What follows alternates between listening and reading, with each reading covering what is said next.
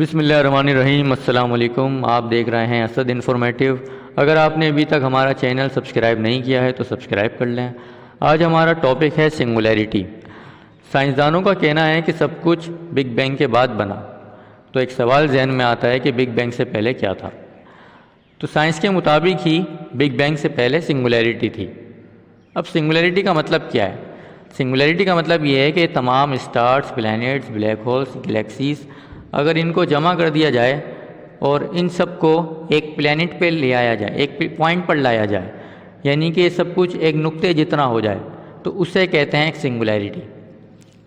Singularity کے بعد ایک دھماکہ ہوا جسے بگ بینگ کہا جاتا ہے۔ بگ بینگ کا مطلب ہوتا ہے ایک بڑا دھماکہ۔ تو اس دھماکے کے بعد یہ تمام چیزیں الگ الگ ہو گئیں۔ اس دھماکے کے بعد چاند، سورج، زمین اور گلیکسیز وجود میں آئیں، جیسے کہ ابھی ہم ملکی وے گلیکسی میں رہتے ہیں۔ اس کے علاوہ بھی اور گلیکسیز ہیں۔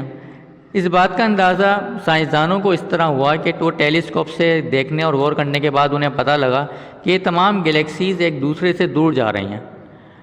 تو انہوں نے یہ اندازہ لگایا کہ یعنی کہ وہ جو دھماکہ جو بلین سال پہلے ہوا تھا، اس وقت سب کچھ ایک پوائنٹ پر تھے اور اس کی گریوٹی بہت زیادہ تھی، اور جب گریوٹی زیادہ ہوتی ہے تو وہاں ٹائم سلو گزرتا ہے، جیسا کہ آپ ایک ہالی ووڈ مووی انٹرسٹیلر اس میں دیکھ سکتے ہیں۔